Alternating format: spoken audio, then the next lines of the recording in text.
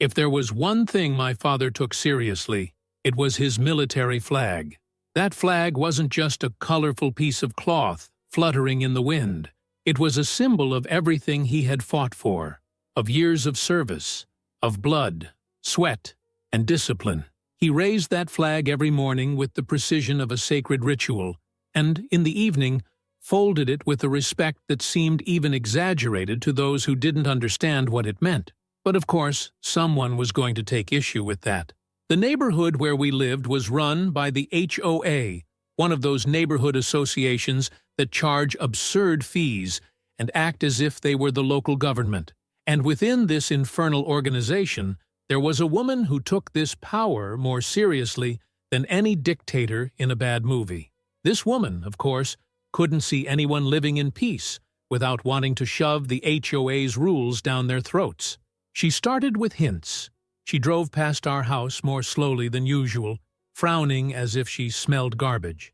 Then came the letters in the mailbox. First, a formal notice, saying that the flag was not in compliance with community regulations. My father ignored it. The next day, another letter, now threatening a fine if he didn't remove it. My father tore up the letter and threw it away without even blinking. But this woman wasn't the type to take no for an answer. When she realized that my father didn't give a damn about her rules, she decided to up the ante. She started showing up on our doorstep, demanding a civilized conversation. My father, being who he was, just shut the door in her face without saying a word. It was almost funny to see her expression freeze in mid-sentence, but she wasn't going to give up easily. And that's when the tables turned. One fine Saturday morning, I woke up to a strange noise coming from the front of the house.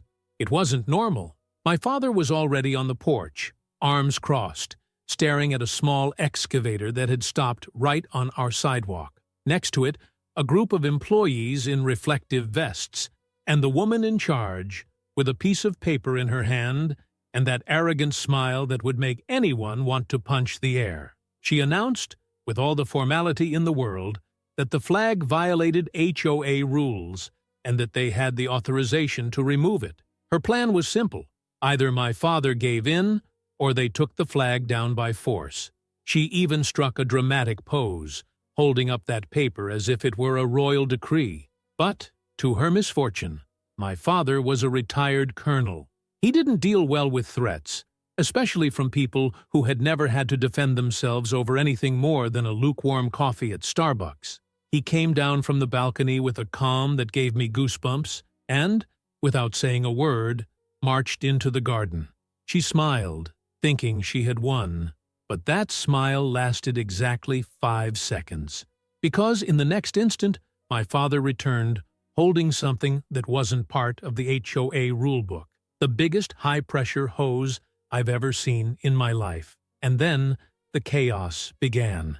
If there was one thing that woman wasn't expecting, it was to take a morning shower without asking. But my father, being the war veteran that he was, wasn't the least bit concerned about the rules of civility at that moment. He turned on the tap of the high-pressure hose as if he were turning on a flamethrower, and, in a second, a jet of icy water hit the woman full on. The effect was immediate and glorious. Her victorious smile turned into a shrill scream as the pressure of the water sent her hair flying backwards, as if she were in a hurricane simulation.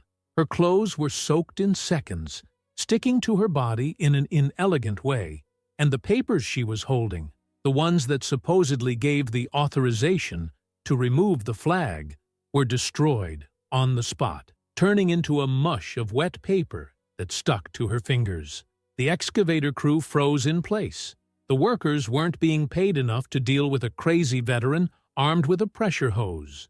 One of them, a guy with an old cap and an unlit cigarette in the corner of his mouth, looked at the supervisor as if to say, "I didn't sign a contract for this," and began to take discreet steps backwards. But the woman wasn't the type to back down so easily. After the initial shock, and after spitting out water as if she had swallowed half of a public swimming pool, she tried to regain her composure. "You're breaking the rules," she shouted, trying to look intimidating, but sounding more like a wet, desperate chicken. My father didn't even blink. He simply adjusted the angle of the hose and continued to soak her. It was a scene worthy of a comedy movie.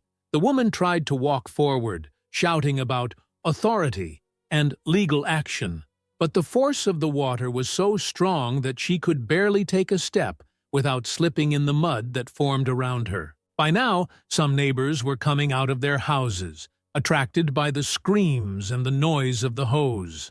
I saw a lady on the porch next door holding a cup of coffee, watching everything as if it were the best soap opera of the week. A guy with a dog stopped in the middle of the sidewalk and started recording with his cell phone, trying not to laugh out loud. The dog, poor thing, just looked from side to side without understanding anything. But the best moment was yet to come. In the midst of the chaos, the old cap of the worker standing near the excavator flew off with the force of the wind generated by the jet of water. He looked at the scene and, without hesitation, did what any wise man would do in such a situation. He dropped his tools and simply walked away. One by one, the other workers followed suit, discreetly leaving the scene and leaving the woman alone, completely defeated and soaked. She realized she was alone too late. When she finally managed to shield her face from the water and looked around, she saw that her troop had deserted. Her face turned red with anger and humiliation, and she finally realized that staying there would only make matters worse. "It's not over yet!" she shouted, already starting to retreat, trying to save what little dignity she still had. My father, impassive, let out one last spray of water as he said it. "You're right, it's not over yet." And it was only then that he turned off the hose. The woman, now completely unrecognizable, looked like she'd come out of a natural disaster. Her makeup had completely run, turning her into a distorted version of herself, with blurry eyes and hair stuck to her face. Her heels were sunk in the mud, and the only sound apart from the restrained laughter of the neighbors was the sound of water dripping from her clothes. She took a deep breath, turned around and walked off with difficulty, stumbling a little as she tried to hold her pose. But there was no way. The fall was inevitable. It was almost in slow motion. Her heel slipped on the newly formed mud, and, in the blink of an eye, she fell backwards onto the ground, making a splash worthy of a water park. The balcony neighbor's coffee cup almost fell out of her hand as she laughed. The guy filming couldn't take it, and let out a, "My God," followed by a laugh.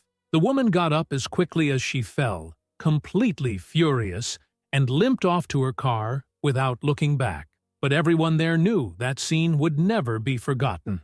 My father, on the other hand, just walked back into the house, turning off the hose as calmly as if he had just watered the plants.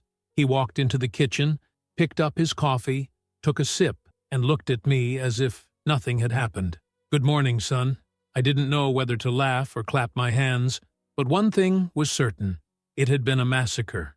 The only question now was, what was that woman going to do after this public humiliation?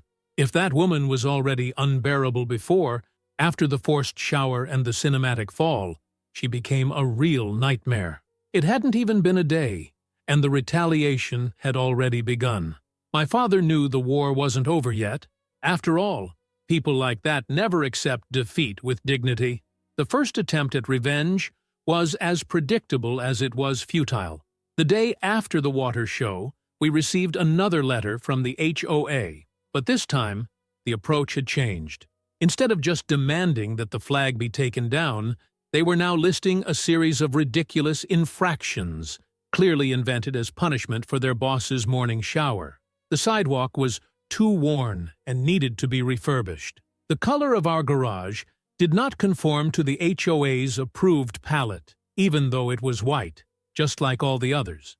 The lawn had spots of uneven growth and required immediate treatment. It was obvious that the woman was trying to win by sheer exhaustion, turning every detail of our house into a problem, as if she were handing out tickets at a hate bingo. My father looked at the list and laughed. He simply tore the paper in half and threw it in the trash. "I want to see her try to sue me for uneven lawns," he muttered, taking a sip of coffee. But the HOA didn't stop there. A few days later, a police car pulled up on our street. I was expecting something like this because this woman was too predictable. The policeman got out of his car looking bored, clearly not having the patience to be there. "Good afternoon, sir. We've received a report of a disturbance of order and possible aggressive behavior."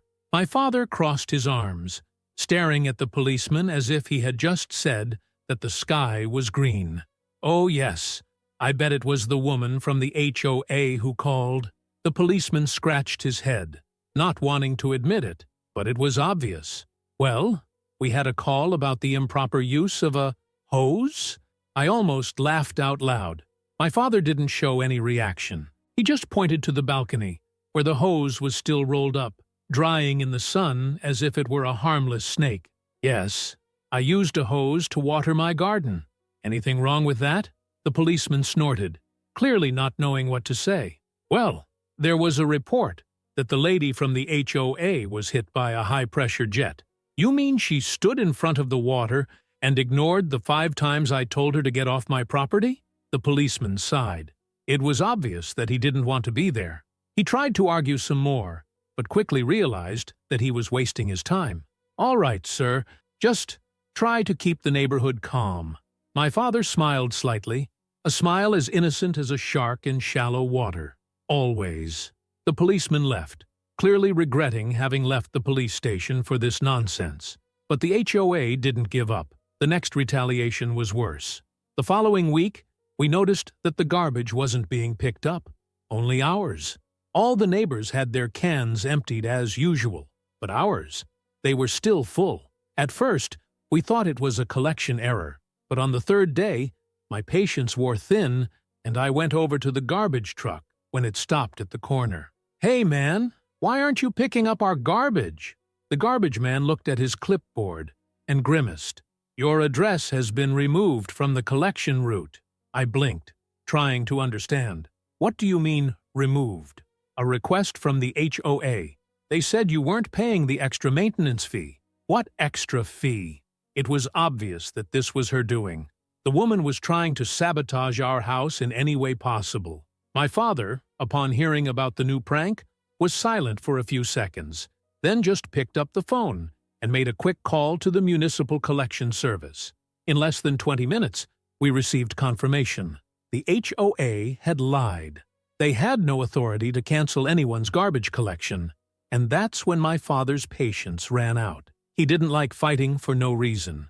But when someone insisted on poking a retired colonel who had seen everything in life, well, things could get ugly. The next morning, my father woke up early. Before the sun had risen, he was already in the yard, taking a wheelbarrow and filling it to the brim with the bags of garbage that hadn't been collected during the week. I watched, not fully understanding what he was planning. "Dad, what are you going to do?" He looked at me sideways and smiled. "Just return a present to a certain person." And then he started pushing the garbage cart down the street. It took about 10 minutes before he reached the HOA's house, and, without hesitation, he began to dump the bags of garbage right on her sidewalk, one by one. It wasn't discreet. The sound of the bags hitting the ground echoed through the silent neighborhood, and a few people started peeking through the windows. The woman, of course, ran out of the house in a rage. "What do you think you're doing?" My father clapped his hands, satisfied with his work, and replied calmly, "I just thought you'd like to take care of the garbage you've sent yourself." The whole neighborhood watched the scene. Some people laughed. Others filmed it. Some simply watched, fascinated, because it's not every day that you see a middle-aged woman snorting with hatred in front of a pile of garbage bags while an ex-colonel takes a sip of coffee, as if nothing had happened. It was at that moment that I realized this war was far from over, and the HOA wasn't going to accept this humiliation without trying a final gamble.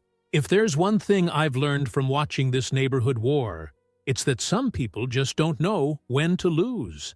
The HOA woman, after being hosed down, ignored by the police, and given her own garbage back as a gift, should have realized that she was fighting someone who just wouldn't give in. But no, She still had one last card up her sleeve. A few days after our special trash delivery, we received an official notice from the HOA, but this time it wasn't a generic letter dropped in the mailbox. It was a thick, registered envelope with a legal notice stamped on the front. "Ah, here comes the bullshit," my father muttered, opening the envelope with the patience of a man who had dealt with much worse bureaucracy than this. And indeed, there it was, her final attempt. The HOA was officially suing my father. Yes, processing. According to the document, he was being accused of multiple infractions against the association's rules. The best part? The HOA was demanding $10,000 in damages for emotional harm and damage to neighborhood order. It was so absurd that I laughed out loud. "Is this serious?" I asked, as my father leafed through the papers. He shook his head, clearly more bored than worried. "This isn't even worth the paper it's printed on." But the woman from the HOA was taking it seriously. The next day, while we were in the yard, she appeared on the sidewalk, standing with her arms crossed, and that triumphant little smile of someone who thinks they've just won a game. "I hope you got the papers," she said, trying to sound casual, but with that unbearable tone of superiority. My father didn't even look at her. "Oh yes." We laughed a lot. Her face hardened instantly. "This is no joke. You'll have to go to court." My father finally faced her. "Are you sure about this?" His tone made the woman hesitate for a second, but her arrogance left no room for retreat. "Absolutely. You can't just flout the HOA rules and get away with it." My father smiled. "Good. I'll see you in court. See you in court." And then he turned and walked into the house as if nothing had happened. If there's one thing you don't want to do, it's take an ex-colonel to court thinking he can't defend himself. My father had been in far worse situations than facing a judge in an idiotic case. And, of course, he wasn't going into this battle unprepared. He took all the necessary documents with him. And, as icing on the cake, he brought a lawyer specializing in HOAs, who had sued abusive associations before and was clearly having fun with this story. In court, the woman appeared confident. She probably thought my father was going alone, unprepared, and that the judge was simply going to make him pay the fine. But when she saw the paperwork he'd brought and realized there was a lawyer there, her little smile died instantly. The hearing began, and her lawyer tried to argue that the HOA had full authority over the neighborhood and that my father was deliberately breaking the rules. But then my father's lawyer simply opened the rule book and pointed, "Nowhere in here does it say that military flags are prohibited." The judge looked at the woman from the HOA. "Ma'am, you're within your rights here." She began to stutter. But, he caused a hostile environment." And that's when the hose video came into play. Yes, the video. That glorious moment, in HD, showing her taking the jet of water, slipping, falling on her butt in the mud, and the neighbors in the background trying not to laugh. Even the judge had to hold back a smile. My father's lawyer, with the calm of a predator playing with its prey, simply asked, "Exactly where in the video did you demonstrate aggressive behavior?" The silence was so heavy that you could hear the air conditioning in the courtroom running. The judge then looked at the HOA lawyer and asked, "Do you have any evidence that there was any real threat or physical danger?" The lawyer opened his mouth. Then he closed it. Then he opened it again, but nothing came out. It was at that moment that the woman realized that not only was she going to lose the case, she was going to suffer one of the worst humiliations of her life. The judge sighed and gave his verdict. The case was dismissed because there was no legal basis for the charges. The HOA was forced to pay my father's lawyer's fees for wasting the court's time. And the best part? The judge ruled that any further attempt to retaliate against my father would result in a lawsuit against the HOA itself for harassment and abuse of power. In short, the woman not only lost, but now had a legal order preventing her from continuing her antics. Her face, when she heard the ruling, priceless. She left the courtroom without saying a word. And since then, she's never bothered my father again. The flag stayed where it always was, waving in the wind, and the HOA never dared try to remove it again. The neighborhood? Well, some neighbors celebrated quietly. Others came over to discreetly congratulate my father. And the guy who filmed the video? Well, he posted it on Facebook and it went viral. The title? HOA woman tries to flag down veteran and ends up showering in front of the whole neighborhood. And honestly, I don't regret it at all. And if you liked this video, don't forget to leave your like and comment below.